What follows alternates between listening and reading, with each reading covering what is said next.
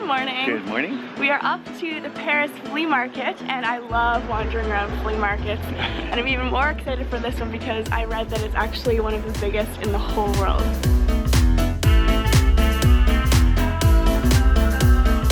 So we've arrived at Les Puces,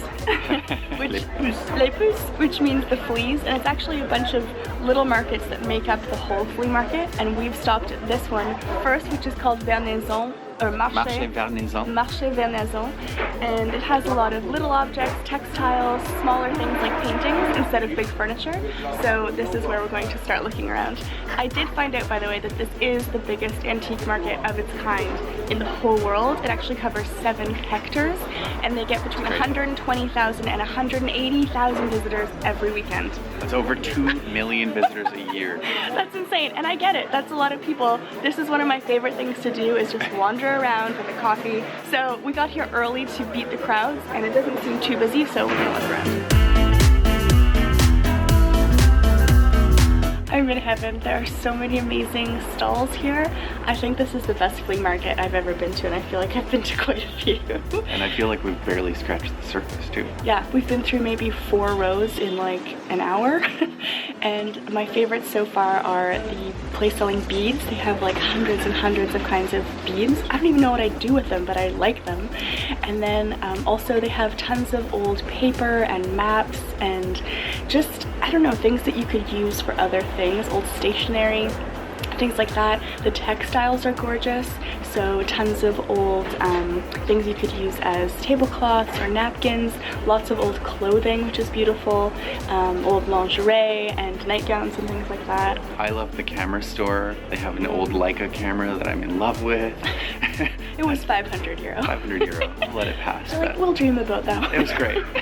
But then we also found cheap thrills at a pin store where they had all of these types of pins organized, and they were €1, well, starting at €1. So we picked up a couple that we both really liked. And I just feel like there's something for everyone. Even if you don't normally like coming to antique markets, I feel like there's something here that you would find that is just perfect and seems like it's meant for you, because there's so much to see. It's also just a nice quiet place to wander around. It's very chill. Yeah. All the shop owners are very nice. Very relaxed. It's just a good vibe. Yeah, this is a perfect Saturday or Sunday morning activity.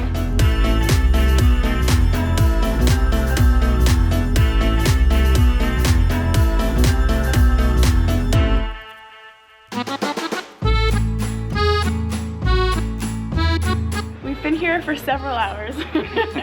And even though we've spent a lot of time, we've only really explored Vernaison. And I don't feel like we've really even seen much. No, I don't think we've seen that much of it. There's also a really cute little restaurant called Chez Lisette, which looks so cute inside. So if you feel like having a coffee or something to eat, if you're here, it looks great. We weren't hungry, They have boeuf bourguignon. Yeah, enough said, right? But all of the sellers have been really friendly and nice and wanting to talk, and I don't know, I could spend hours here, honestly. Days. Yeah.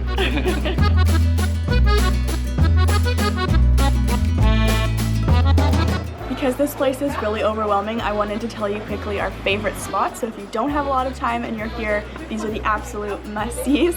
I think the best place to start would be stalls 29 and 31.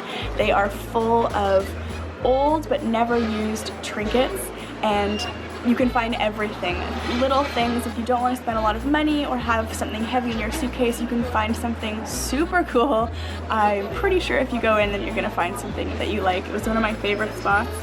The beads, if you want to look at how beautiful they look all laid out, or maybe buy some to make something, the beads are stall number 6. And another place that we really liked was number 198, and they sell a lot of coffee grinders and beautiful enamelware, so things to put your coffee or tea or sugar in, enamel coffee pots, just beautiful stuff. We also saw really beautiful antique knives that said Paris on them, very elegant looking, and they were at stall 125. And then where we actually bought some things was at stall 140. The lady there was so lovely, and you can find little pieces for sewing with, like buttons or threads, different textiles. She had a lot of old things from the schools, and so we ended up buying an old map game that was to teach kids about geography, and it's of Scandinavia, part of Scandinavia, and we also got something to help kids learn with vocabulary, which I think would just be, either of them would be so pretty framed on the wall or to send to someone as a little memento of coming to the flea market. So that's what we got. The other stall where we bought some pins was at stand 88, Pain aux Puces, and they have amazing different pins and keychains all organized into different themes. So I got a bunny pin and one in the astrology section for Leo because I'm a Leo and I always have like my Leo necklace on.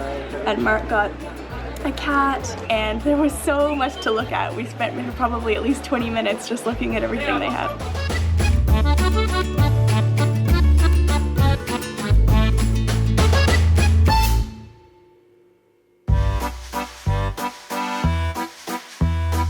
After looking around at some of the different markets, I would say that Vernaison is definitely my particular favorite.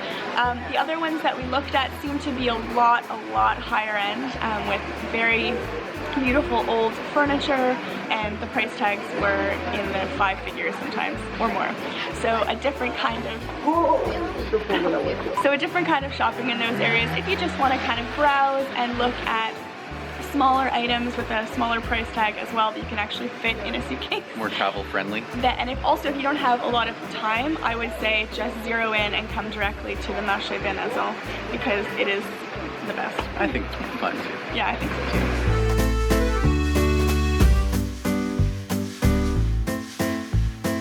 Well, this was a dream come true.